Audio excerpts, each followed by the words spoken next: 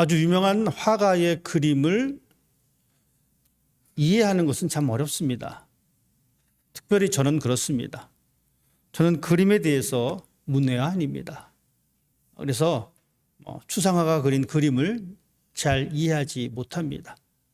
대신에 잘 이해하는 그림이 있습니다. 그냥 자연을 그린 그림, 풍경화는 그래도 좀 이해할 만합니다. 제가 왜 이 말씀 드리냐면 오늘 우리가 읽은 시편은 시입니다. 시라고 하는 것은 어떠한 환경과 어떠한 감정을 축약해 놓은 것입니다. 그렇기 때문에 시를 이해하는 것도 참 어렵습니다. 그래서 시편이 좀 어렵습니다. 특별히 성경에 기록된 이 시편이 그렇습니다. 또 이 성경에 기록된 이 단어들을 우리가 또 이해하는데도 좀 약간의 어려움이 존재하기도 합니다. 그래서 제가 오늘 시편 이 시를 다시 한번 읽어드리겠습니다. 여러분 성경을 보시면서 한번 따라와 보시길 바랍니다. 어리석은 자는 마음속으로 말하기를 하나님은 없다라고 합니다. 그들의 행위는 더럽고 썩었으며 선한 일을 행하는 사람이 아무도 없습니다. 여호와께서 하늘에서 땅의 사람들을 굽어보시니 지혜로운 사람이 있는지 하나님을 찾는 사람이 있는지 살펴보고자 하심입니다. 그러나 모든 사람들이 뒤돌아서서 잘못된 길로 갔습니다. 그들 모두가 썩은 것입니다. 선한 일을 하는 사람이 하나도 없습니다. 악한 자들이 언제쯤 깨닫겠습니까? 그들은 내 백성을 빵 먹어 치우듯이 먹어버리고 여호와를 부르지 않습니다. 그러나 악한 자들은 두려워 떨 것입니다. 왜냐하면 하나님께서 의롭게 사는 사람들과 함께 하시기 때문입니다. 저희 악한 자들은 가난한 사람들의 계획을 방해하려 하지만 여호와께서는 가난한 사람들의 피난처가 되십니다. 이스라엘을 위한 구원이 시온으로부터 올 것입니다. 여호와께서 그의 백성의 운명을 회복시킬 때에 야곱은 즐거워할 것이고 이스라엘은 기뻐할 것입니다. 이것이 오늘 시인이 고백했던 내용을 좀 쉽게 표현한 글입니다. 우리가 읽은 이 시편 14편의 이 말씀은 시편 53편에 비슷하게 또 고백하고 있습니다. 시편 53편도 이렇게 기록하고 있습니다. 어리석은 자는 마음속으로 하나님은 없다라고 말합니다. 그들은 썩었으며 그들의 행위는 더럽습니다. 착한 일을 하는 사람이 아무도 없습니다. 하나님께서 하늘에서 땅의 사람들을 굽어 보십니다. 시편 14편과 시편 53편을 통해서 우리가 알 수 있는 것은 하나님께서는 이 땅을 살아가는 사람들이 하나님이 없다라고 하면서 마음대로 살아가는 그 사람들에 대하여 경고하시는 말씀입니다. 하나님이 없습니다라고 생각하고 살아가는 사람들이 하나님이 없다라고 생각하기 때문에 어떤 행동을 하냐면 의인들을 괴롭힙니다. 선한 사람들을 괴롭힙니다. 그래서 선한 사람들이 힘들어합니다. 하지만 악한 사람들이요, 너희들이 선한 사람들을 괴롭히지만 내가 너희들을 지켜보고 있다. 하나님께서 의로운 사람들을 지켜보고 있다라고 하시는 것을 알려주고 있습니다. 시인은 하나님이 없다라고 하는 사람을 가리켜 어떻게 말을 하고 있냐면 어리석은 사람이다라고 이야기하고 있습니다. 어리석은 사람입니다. 하나님이 없다라고 하는 사람. 여러분은 어떻습니까? 하나님이 있습니까? 없습니까? 물론 이 자리에서 다 있습니다라고 대답하십니다. 그것이 정답입니다. 조금 더 깊게 들어가 보겠습니다. 우리의 생활 속에서 하나님이 있는 것과 없는 것 어떤 차이가 있을까? 고민 좀 해볼 필요가 있습니다. 하나님이 없다라고 하는 사람은 어떤 사람이냐면 하나님이 있든지 없든지 상관없는 사람이기도 합니다. 있거나 말거나입니다. 예를 들면 이렇습니다. 저는 하나님을 믿는 사람입니다. 여러분 역시 하나님을 믿는 사람입니다. 한국을 가게 되면 수많은 절들이 있습니다. 문화재로 다 지정돼 있죠. 아주 오래되었기 때문에. 그러면 우리는 산에 가게 되면 그 문화재를 구경합니다. 예를 들어서 불국사를 간다든지 합천사를 간다든지, 여러분 가게 되면 우리는 과거에 사람들이 만들어 놓은 수많은 것들을 볼 수가 있습니다. 그들의 건축물도 보게 되고요, 불상도 보게 되고요, 불경도 보게 될 수가 있습니다. 여러분들이 그 불상들을 보면서 어떤 생각이 드실까요? 그 불상들을 보면서 경배하고 싶은, 경외하고 싶은 그 마음이 드십니까? 만약에 불교 신자가 있다라고 하면 여러분 그 불상을 보았을 때 어떤 행동을 할까요? 자세히는 모르겠지만 제가 지금 기억나는 것은 그 불상 앞에서 절을 하는 모습을 저는 봤습니다. 그래서 그 절을 하는 사람은 불교 신자들입니다. 저 같은 사람이 그것에서 절은 하지 않습니다. 오히려 저 같은 사람은 저것이 어떻게 생겼는지 더 신기하는 마음으로 쳐다볼 뿐입니다. 하나님이 있든지 없든지 상관없이 살아가는 사람, 그 자리에 그 부처의 불상이 있든지 없든지 상관없이 살아가는 사람, 여러분 우리는 우리의 삶을 통해서 과연 하나님이 있든가 말든가 무슨 상관이야라고 살아가고 있는지, 아니면 철저하게 하나님은 없다라고 생각하고 아예 그렇게 접어두고 살아가고 있는지 우리 자신을 한번 뒤돌아볼 필요성이 있습니다.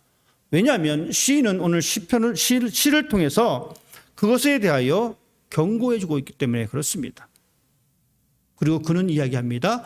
그런 사람은 어리석은 사람이다 라고 이야기합니다. 신이 없다고 하는 사람들, 신은 존재하지 않는다라고 하는 사람들, 여러분 이런 사람들은 자기 자신의 존재조차도 부정당할 수밖에 없습니다.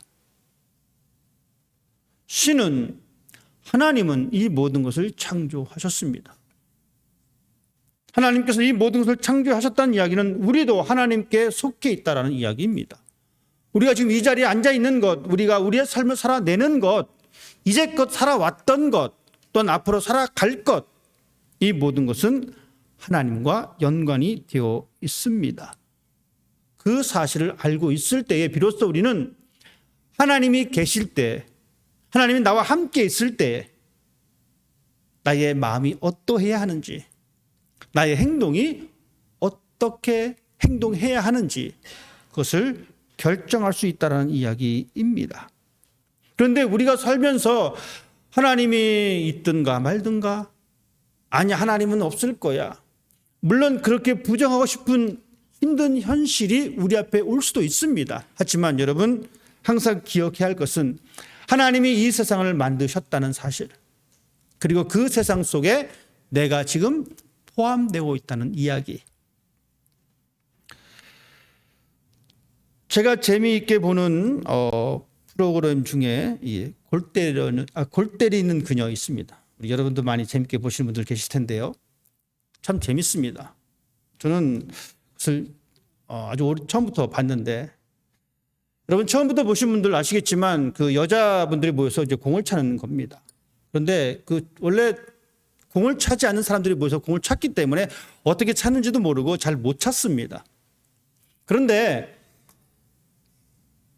잘 못 차는 사람임에도 불구하고 중간중간에 골을 넣는 사람이 있습니다. 우연찮게 그 자리에 있다 보니까 이렇게든 저렇게든 와서 몸에 맞고 발에 맞고 골이 들어가는 거예요. 그 자리에 없었으면 골을 못 넣을 텐데 그 자리에 있었습니다. 좀 더 전문적으로 이야기하면 정말로 프로 축구 선수도 마찬가지입니다. 골을 넣는데 기가 막히게 골을 잘 넣는 사람이 있습니다. 해설자들은 그렇게 이야기합니다. 저 사람은 위치 선정을 잘한다라고 이야기합니다. 그 위치에 있으니까 골을 넣게 된다라는 이야기입니다. 우리도 마찬가지입니다. 내 위치가 어디에 있느냐, 내 위치가 하나님이 계시다라고 하는 이 사실 앞에 있느냐, 아니면 하나님이 계시건 말건 상관없다라고 생각하는 그 위치에 있느냐에 따라서 우리의 행동이 전혀 다른 결과를 만들어낸다라는 이야기입니다. 오늘 시인은 오늘 본문 말씀을 통해서 어리석은 사람이다라고 얘기합니다. 하나님이 없다라고 하는 그 사람. 그런데 우리는 살아가면서 과연 하나님이 없다라고 생각하는 그 생각을 많이 하고 있는지. 왜냐하면 이 생각이 많으면 많을수록 우리는 잘못된 판단을 내리게 됩니다. 잘못된 행동을 하게 됩니다. 우리의 잘못된 판단으로 인해서 우리는 우리의 관계가 극히 깨질 때가 많이 있습니다. 여러분, 가정의 불화가 어디서부터 시작되는지 혹시 아십니까? 작은 생각에서부터 시작됩니다. 내 아이를 내가 잘 알고 있다라고 하는 이 잘못된 판단 때문에 가정의 불화가 시작되기도 합니다. 대부분의 부모들은 이렇게 생각합니다. 우리 애는 착하다라고 생각을 합니다. 우리 애는 착하지. 근데 친구 잘못 만나서 그렇게 된 거야. 아내 또한 마찬가지입니다. 남편 또한 마찬가지입니다. 잘못 판단할 때에 싸움이 잦게 되어지고 가정의 불화가 점점 크게 됩니다. 여러분, 우리가 살아가면서 내리는 이 잘못된 생각이 가져다주는 이 엄청난 불행한 모습들을 볼 때에 우리는 우리의 판단과 생각을 조금 내려놓을 필요가 있습니다. 그리고 그 대신에 어디에 판단을 받아야 되냐면 바로 하나님에게 판단을 받는 사람이 되어야 합니다. 왜냐하면 인간의 관점은 지극히 주관적입니다. 내 판단에 의해서 선과 악을 구분 짓습니다. 내 판단에 의해서 상대방의 모든 행위를 결정지어 버립니다. 상식도 마찬가지입니다. 내 판단에 근거합니다. 이성도 내 편리대로 해석하게 됩니다. 그래서 우리에게 필요한 것이 우리의 경험이나 우리의 지식이 아니라 바로 성경입니다. 왜냐하면 이 성경만이 우리의 유일한 잣대가 되기 때문에 그렇습니다. 인간적인 관점에서는 다르게 판단할 수가 있지만 성경은 그렇지 않습니다. 우리가 살아가면서 무엇을 판단할 때의 근거는 하나님이어야 합니다. 사람들은 능력이 있고 부유하면 그 사람을 지혜로운 사람이라고 이야기합니다. 그 사람이 성공한 사람이다라고 이야기합니다. 하지만 오늘 시인은 무엇을 이야기하고 있습니까? 어리석은 사람의 판단 근거를 하나님께 두고 있습니다. 우리는 살아가면서 어리석은 사람을 어떻게 평가를 내립니까? 지혜가 없는 사람. 이런 사람을 어리석은 사람이라고 판단하고 있지만 성경은 그렇게 이야기해 주고 있지 않습니다. 성경의 판단은 이 시인의 발견은 어리석은 사람이라는 것은 하나님이 없다라고 생각하는 사람이다라고 이야기해 주고 있습니다. 지적 능력이 떨어진 사람이 어리석은 사람이 아닙니다. 지식이 없는 사람이 어리석은 사람이 아닙니다. 어리석은 사람은 하나님이 없는 사람입니다. 즉 자신의 위치를 잃어버린 사람입니다. 이런 사람들은 자기 마음대로 행동합니다. 자기 뜻대로 행동합니다. 그리고 자신의 계획만이 최고다라고 생각하면서 살아가는 사람이고, 이런 사람이 이 세상이 전부인 것처럼 살아가는 사람이 바로 어리석은 사람입니다. 하나님이 없는 사람입니다. 오늘 시인은 그 사람의 결과에 대해서 분명히 우리들에게 말씀해 주고 있습니다. 그 사람의 결과는 부패했다는 것입니다. 이 말은 점점 그 사람은 점점 망하게 된다는 겁니다. 하나님의 관점입니다. 여러분, 우리는 하나님 말씀을 들으면서 사람의 관점에서 모든 것을 해석해서는 곤란합니다. 하나님의 관점에서 우리는 해석하셔야 합니다. 하나님이 없다라고 하는 사람들은 결국 망할 수밖에 없다라고 성경은 이야기합니다. 왜냐하면 하나님이 없기 때문에 그 마음속에 하나님의 형상을 잃어버렸습니다. 그리고 그 대신 자리 잡은 것이 바로 악한 생각입니다. 악한 생각은 결국 우리의 영혼을 파괴시키고 우리를 망하게 만들어 버립니다. 그러다 보니 그 사람 마음에는 하나님의 선하신 것이 없습니다. 하나님을 선하게 여기는 그 마음조차도 사라지게 됩니다. 하나님이 없다라고 하는 사람, 이 사람은 성경 또한 말합니다. 가증하다라고 이야기합니다. 하나님의 마음을 잃어버리니까 그 마음속에 대신 찾는 것이 하나님이 싫어하시는 것들이 그 마음속에 차기 시작합니다. 뻔한 거짓말과 술수로 그 마음을 채워놓습니다. 자신의 행동에 대하여 뻔뻔스럽게 이야기할 때 우리는 종종 그렇게 얘기합니다. 참 저 인간 가증스러워. 하나님과 전혀 상관없이 살아가는 사람의 삶의 모습이 그렇게 되는 것입니다. 자신의 악한 본성에 따라서 살아가는 그런 모습입니다. 결국 선을 행할 줄 아는 것은 아무것도 없게 됩니다. 선하게 보인다 할지라도, 지금 우리 눈앞에는 선하게 보인다 할지라도 결국 악한 것을 드러낼 수밖에 없습니다. 이것이 바로 하나님이 없다라고 하는 사람의 모습입니다. 이 사람들은 계속해서 자신이 세워준 그 세상의 방법대로 그 길을 따라가는 사람입니다. 한편으로 치우쳐진 사람입니다. 즉 잘못된 길로 계속해서 걸어가는 사람입니다.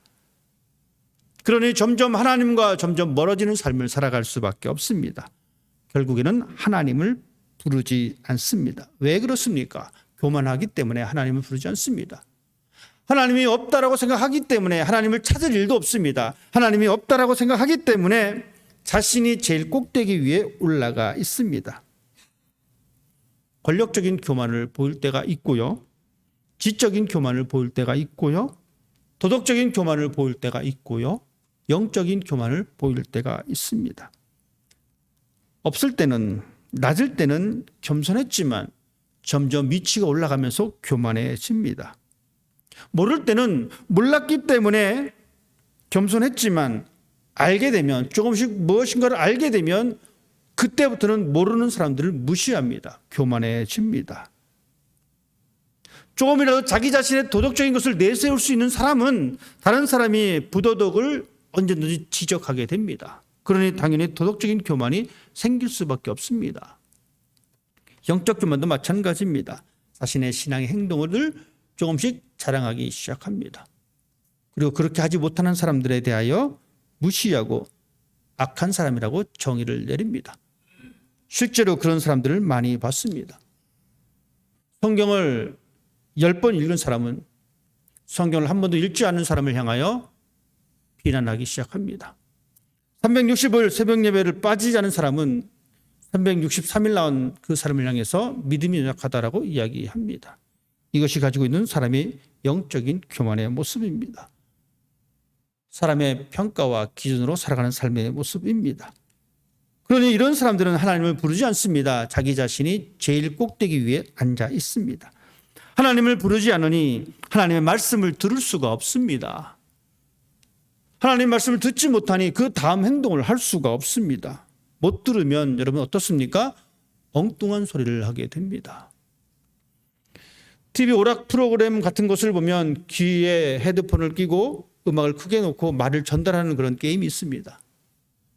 결국에는 엉뚱한 말이 전달됩니다. 사람들의 우습게 소재가 될 수밖에 없습니다. 이런 사람이 바로 하나님과 관계없는 살아가는 사람의 모습입니다. 이런 사람들이 선한 사람들을 괴롭힙니다. 이런 사람들이 가난한 사람들을 억압하고 있습니다. 시인은 이런 환경에 있지만 하나님께서 의인들과 함께 계신다라고 말씀해 주고 계십니다. 하나님은 그렇게 어리석은 사람을 찾는 것이 아니라 하나님은 지혜로운 사람을 찾고 계십니다. 하나님을 찾고 있는 사람이 어디 있는지 하나님은 찾고 계십니다. 여러분, 우리가 하나님을 찾고 있다면, 우리가 조금 지혜로워서 하나님이 있다라고 생각하면서 살아가고 있다면 하나님은 항상 우리를 찾고 계십니다. 왜냐하면 하나님은 우리의 피난처가 되어주시는 분입니다. 하나님은 우리를 외면하지 않으십니다. 오늘 시인은 우리에게 분명히 말씀해 주고 있습니다. 여호와께서 하늘에서 인생을 굽어 살피사 지각이 있어 하나님을 찾는 자가 있는가 보려 하신즉. 여호와께서 하늘에서 땅의 사람들을 굽어 보시니 지혜로운 사람이 있는지, 하나님을 찾는 사람이 있는지 살펴보고자 하심입니다. 우리는 지혜로운 사람이 되어야 합니다. 지적 능력이 많다라고 해서 결코 지혜로운 사람이 아닙니다. 지혜로운 사람은 하나님을 찾는 사람입니다. 왜냐하면 하나님은 그러한 우리를 굽어 살펴보시기 때문에 그렇습니다. 하나님은 우리를 살펴주십니다. 우리가 하나님을 찾게 되면 우리는 어떤 삶을 살아갈 수 있냐면 하나님을 의식하면서 살아갈 수가 있습니다. 여러분, 하위에를 달리다 보면 가끔 가다가 저 한 1마일 앞쪽에 경찰차가 서 있는 걸 보게 됩니다. 여러분, 그럴 때는 어떻게 하십니까? 경찰차가 있으니 저 경찰차를 빨리 지나가야 되겠다라고 생각하시면서 엑셀을 밟는 사람은 100이면 100 없을 것입니다. 원래 제한 속도로 가더라도 괜히 마음에 찔림이 생겨서 브레이크를 밟습니다. 경찰차가 있기 때문에 그렇습니다. 속도를 감속할 수밖에 없습니다. 한 가지 더 예를 들어볼까요? 75마일로 계속 달리고 있는데 뒤에 경찰차가 따라 붙었습니다. 여러분, 그때 어떻게 하십니까? 절대 내가 추월줄 수 없지. 자존심이 있는데 계속 달리십니까? 그렇지 않습니다. 우리는 옆으로 비켜줍니다. 괜히 비켜줍니다. 그것을 피하기 위해서 절대로 속도 내는 사람이 없습니다. 하물며 하나님이 우리를 굽어 살펴주십니다. 우리를 바라보고 계십니다. 우리의 행동이 어떻게 해야 합니까? 우리는 그 하나님 때문에 우리의 삶이 더욱더 안전해질 수가 있습니다. 왜냐하면 하나님께서 우리를 살펴보시기 때문에 그렇습니다. 그래서 시인은 이렇게 고백하고 있습니다. 주의 말씀은 내 발의 등이요 내 길의 빛이십니다. 하나님 우리를 그렇게 살펴보고 계십니다. 그래서 우리는 그 하나님을 의식하면서 인식하면서 살아가는 사람이 되어야 합니다. 그 옛날 이스라엘 백성들이 구름 기둥을 의식하고 불 기둥을 의식했듯이 여러분, 우리는 우리를 살펴보시는 그 하나님에 대하여 우리의 주파수를 맞추고 있어야 합니다. 하나님께서 무엇을 말씀하시는지, 하나님께서 나에게 무엇을 요구하시는지. 왜냐하면 시인은 분명히 우리에게 하나님께서 우리를 살펴보신다라고 말씀하셨기 때문에 그렇습니다. 하나님을 찾는 지혜로운 사람으로 살기를 하나님은 원하고 계십니다. 이 지혜는 우리의 문자에 갇혀서 살아가는 지혜가 아닙니다. 즉, 이 말은 우리의 신앙은 문자 속에 갇혀져 있는 신앙이 아닙니다. 우리의 신앙은 실천적인 신앙이어야 합니다. 우리의 지혜는 우리의 머릿속에서만 맴돌고 있는 것이 아니라, 우리의 입술에서만 맴돌고 있는 것이 아니라, 우리의 지혜는 우리의 삶 속에서 드러나야 하는 것입니다. 그 지혜를 통해서 우리는 십자가 앞으로 나아갈 수가 있고, 그 지혜를 통해서 우리가 하나님의 사람이라고 하는 그 증명을 받는 사람이 되어야 합니다. 이것이 바로 하나님으로 인해서 기뻐하는 사람의 모습입니다. 이것이 바로 예배의 자리에서 하나님을 기쁘게 예배한 사람의 모습입니다. 왜냐하면 하나님은 우리를 바라보시고 우리 역시 하나님의 손길을 바라보기 때문에 우리는 우리의 삶에서 하나님이 계시다라고 하는 그 사실을 증거해낼 수가 있습니다. 행동으로 믿음을 증명해낼 수 있는 사람. 믿음이라고 하는 것은 그리스도인다운 삶을 살아내는 모습입니다. 사랑의 하나님을 우리가 발견하게 되면 우리는 사랑을 나타내야 합니다. 진실하신 하나님을 발견하게 되면 우리의 삶도 진실해야 합니다. 공의로우신 하나님을 우리가 발견하게 되면 우리의 삶도 정의로워야 합니다. 왜냐하면 오늘 시인의 말씀처럼 이스라엘을 위한 구원이 시온으로부터 나오기 때문에 그렇습니다. 즉 우리의 삶의 모든 것이 하나님으로부터 나오기 때문에 그렇습니다. 조금 더 지혜로운 사람이 되어서 하나님을 찾으시는 여러분 되시길 바랍니다. 하나님을 찾고자 할 때 하나님께서는 여러분을 바라보시면서 우리의 피난처가 되어주십니다. 우리를 회복시켜 주십니다. 우리가 기쁨의 노래를 부를 수 있는 것은 바로 그 하나님께서 우리를 살펴보신다라고 하는 이 사실을 알기 때문에 그렇습니다. 하나님께서 나와 함께 계시다는 사실을 알기 때문에 우리의 마음속에는 우리 주님이 주신 그 평강으로 우리의 삶을 채울 수가 있습니다. 오늘 우리는 시인의 이 고백을 통해서 하나님을 의식하면서 살아가는 삶이 되기를 다짐하십시다. 그 하나님이 우리를 살펴보고 계십니다. 그 하나님이 우리를 선한 길로 인도해 주십니다. 그 믿음 굳건하게 잡고 살아가는 여러분 되시기를 주님의 이름으로 부탁을 드립니다. 기도하겠습니다.